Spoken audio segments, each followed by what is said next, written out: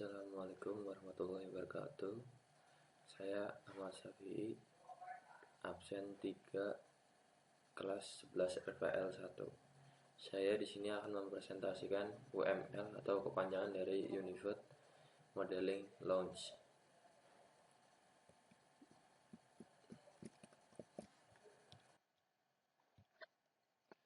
Unified Modeling Launch, pengertian secara umum, merupakan salah satu alat bantu yang dapat digunakan dalam bahasa pemrograman yang berorientasikan objek. Saat ini UML akan mulai menjadi standar masa depan bagi industri pengembangan sistem atau perangkat lunak, perangkat yang berorientasi objek, sebab pada dasarnya UML digunakan oleh banyak perusahaan raksasa dunia. Pengertian menurut para ahli. Menurut Hen, UML adalah bahasa yang telah menjadi standar untuk visualisasi, menetapkan, membangun, dan mendokumentasikan arti suatu sistem perangkat lunak. Menurut Adi Nugroho, UML merupakan metode pengembangan perangkat lunak atau sistem informasi dengan menggunakan metode grafis serta merupakan bahasa untuk visualisasi, spesifikasi, konstruksi, serta dokumentasi. Menurut Martin Fowler, UML adalah keluarga notasi grafis yang didukung oleh meta model 28 tunggal yang membantu mendeskripsikan dan mendesain sistem perangkat lunak, khususnya sistem yang dibangun menggunakan pemrograman berorientasi objek. Berdasarkan beberapa pendapat yang dikemukakan di atas, dapat ditarik kesimpulan bahwa UML adalah sebuah bahasa yang berdasarkan grafik atau gambar untuk menvisualisasikan, menspesifikasikan, membangun, dan pendokumentasian dari sebuah sistem pengembangan perangkat lunak berbasis objek atau OOP, Object Oriented Programming. Fungsi UML yang pertama, untuk menggambarkan batasan sistem dan fungsi-fungsi sistem secara umum, dibuat dengan use case dan actor. Yang kedua, untuk menggambarkan kegiatan atau proses bisnis yang dilakukan secara umum, dibuat dengan interaction diagram. Yang ketiga, untuk menggambarkan representasi struktur statik sebuah sistem dalam bentuk class diagrams. Untuk membuat model behavior yang menggambarkan kebiasaan atau sifat sebuah sistem dengan state transition diagram. Yang kelima, untuk menyatakan arsitek implementasi fisik menggunakan komponen dan development diagram. Untuk menyampaikan atau memperluas functionality dengan stereotypes. Jenis atau tipe diagram UML. Yang pertama, use case diagram. Use case diagram merupakan salah satu jenis diagram yang ada di dalam UML. Diagram ini menggambarkan tentang interaksi yang terjadi di antara sistem juga aktor. Use case dapat pula mendeskripsikan tipe interaksi yang terjadi di antara para pemakai sistem dengan sistemnya. Yang kedua, activity diagram. Activity diagram merupakan salah satu jenis diagram yang ada di dalam UML.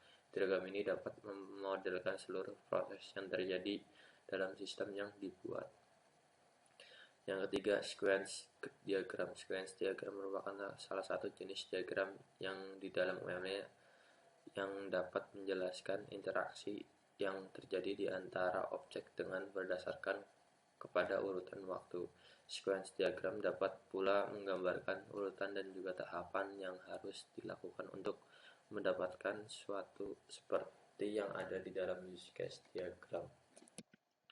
Yang keempat, class diagram. Class diagram merupakan salah satu jenis diagram yang terdapat di dalam UML yang dapat digunakan sebagai penampil kelas-kelas atau paket yang ada di dalam suatu sistem yang akan digunakan nantinya. Diagram ini dapat memberikan sebuah gambaran tentang sistem atau relasi yang ada di dalam sistem tersebut. Yang kelima, state machine diagram. State machine diagram merupakan salah satu jenis diagram yang terdapat di dalam UML yang dapat menggambarkan suatu transisi atau suatu perubahan yang ada di objek suatu sistem. Yang keenam, communication diagram. Communication diagram merupakan salah satu diagram UML yang dapat menggambarkan tahapan yang ada di dalam suatu aktivitas dan juga dapat menggambarkan interaksi yang terjadi di antara objek yang ada di dalam sistem. Yang ketujuh, deployment diagram. Deployment diagram merupakan salah satu diagram yang terdapat di dalam UML yang dapat menunjukkan letak dari suatu sistem secara fisik. Dapat dikatakan penampilan bagian-bagian software yang ada di dalam hardware dan juga dapat digunakan untuk menetapkan suatu sistem serta hubungan dengan berbagai komponen hardware. Komponen diagram. Komponen diagram merupakan salah satu diagram yang terdapat di dalam UML yang dapat menggambarkan software yang ada di dalam kelas. Komponen diagram ini adalah suatu penerapan software dari satu kelas atau lebih, dan pada biasanya berbentuk file, data, dokumen, table, dan sebagainya. Objek diagram. Objek diagram yaitu salah satu jenis diagram pada UML yang menggambarkan objek-objek pada suatu sistem yang hubungan antaranya. 10. Composite structure diagram. Composite structure diagram yaitu salah satu jenis diagram pada UML yang menggambarkan struktur internal dari pengklasifikasian, kelas, komponen, atau use case, dan termasuk titik interaksi pengklasifikasikan ke bagian lainnya dari suatu sistem. Hampir mirip dengan seperti kelas diagram, akan tetapi composite structure diagram menggambarkan bagian-bagian dari individu kelas saja, bukan semua kelas. 11. Interaction overview diagram. Interaction overview diagram yaitu salah satu jenis diagram pada UML yang berguna untuk memvisualisasikan kerjasama dan hubungan antara activity diagram dengan sequence diagram. Ke-12. Pack diagram. Pack diagram yaitu salah satu jenis diagram pada UML digunakan untuk mengelompokkan kelas dan juga menunjukkan bagaimana elemen model akan disusun serta menggambarkan ketergantungan antara paket-paket. Ke-13. Diagram timing. Diagram timing yaitu salah satu jenis diagram pada UML yang disebut sebagai bentuk lain dari interaksi diagram, di mana fokus yang diutamakan kepada waktu. Diagram timing berguna untuk menunjukkan faktor-faktor yang membatasi antara perubahan state terhadap objek yang berbeda. Keuntungan menggunakan UML. Yang pertama, uniformity, yaitu pengembangan cukup menggunakan satu metodologi dari tahap analisis hingga perancangan, memungkinkan perancangan komponen antarmuka secara terintegrasi bersama perancangan perangkat lunak dan perancangan struktur data. Yang kedua, understandability, yaitu kode yang dihasilkan dapat diorganisasikan ke dalam kelas-kelas yang berhubungan dengan masalah sesungguhnya sehingga lebih mudah untuk dipahami. Yang ketiga, stability, yaitu kode program yang dihasilkan relatif stabil sepanjang waktu karena mendekati permasalahan yang sesungguhnya. Yang keempat, reusability, yaitu dengan metodologi berinteraksi objek dimungkinkan penggunaan ulang kode sehingga pada akhirnya akan sangat mempercepat waktu pengembangan perangkat lunak atau sistem informasi. Use case diagram. Menurut para ahli, pengertian use case diagram adalah sebagai berikut. Diagram untuk menunjukkan peran dari berbagai pengguna dan bagaimana peran-peran menggunakan sistem. Singer, section, and bird. Referensi visual yang mewakili interaksi antar pengguna dan sistem informasi dalam UML. Menurut Shelley dan Rosenblatt, jadi dapat disimpulkan bahwa use case diagram adalah diagram yang merupakan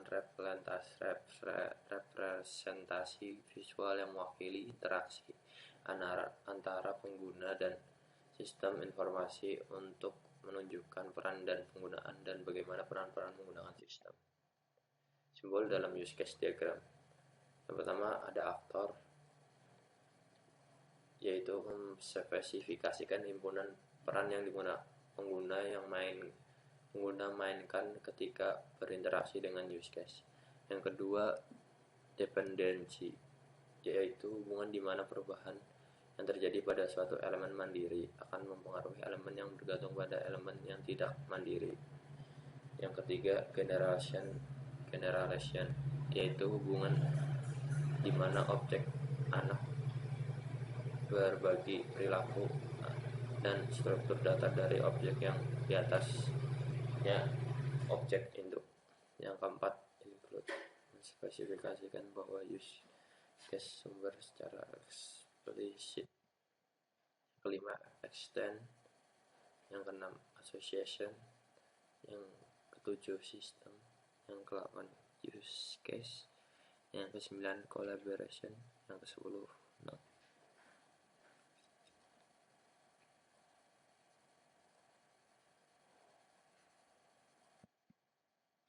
Fungsi use case diagram. Use case diagram digunakan untuk memodelkan dan menyatakan unit fungsi atau layanan yang disediakan oleh sistem atau bagian sistem, subsistem atau kelas ke pemakai.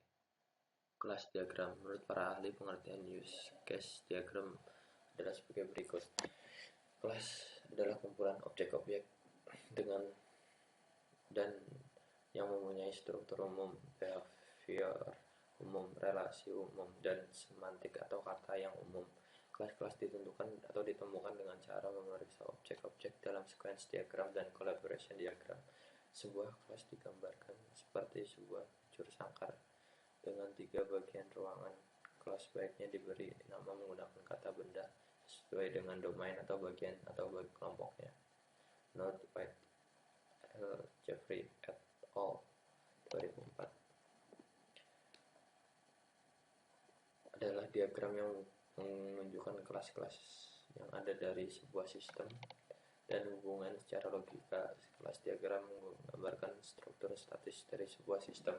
Karena itu, kelas diagram merupakan tulang punggung atau kekuatan dasar hampir setiap metode orientasi objek termasuk UML. Sementara menurut Wetton L. Jeffrey, kelas diagram adalah gambar grafis mengenai struktur objek statis dari suatu sistem, menunjukkan kelas-kelas objek yang menyusun sebuah sistem dan juga hubungan antara kelas objek tersebut. Kelas diagram. Secara umum, kelas diagram memiliki arti adalah diagram yang digunakan untuk menampilkan beberapa kelas serta paket-paket yang ada di dalam sistem atau perangkat lunak yang sedang kita gunakan. Kelas diagram memberikan kita gambaran atau diagram statis tentang sistem atau perangkat lunak yang relasi-relasi yang ada di dalamnya. Struktur kelas diagram. Susunan struktur kelas yang baik pada diagram kelas baiknya memiliki jenis-jenis kelas berikut. Kelas main, yaitu kelas yang memiliki fungsi awal dieksekusi ketika sistem dijalankan. Yang kedua, kelas interface, kelas yang mendefinisikan dan mengatur tampilan ke pemakai, biasanya juga disebut kelas borders. Kelas yang diambil dari pendefinisian use case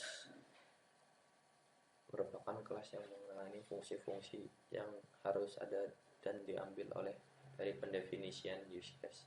Kelas entitas merupakan kelas yang digunakan untuk memegang atau membungkus data menjadi sebuah kesatuan yang diambil maupun akan disimpan ke basis data. Simbol-simbol dalam kelas diagram. Asosiasi. Yang kedua, asosiasi berarah. Yang ketiga, generalisasi. Yang keempat, keberuntungan. Yang kelima, agregasi.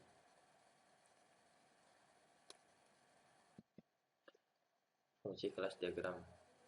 Memodelkan vokabulari dari suatu sistem. Yang kedua, menggambarkan kolaborasi sederhana. Yang ketiga, memodelkan logika database skema. Yang terakhir, memodelkan distribusi responsibility. Terima kasih, sekian dari saya. Bila ada salah kata atau kekurangan, mohon dimaafkan. Sekian, terima kasih. Wassalamualaikum warahmatullahi wabarakatuh.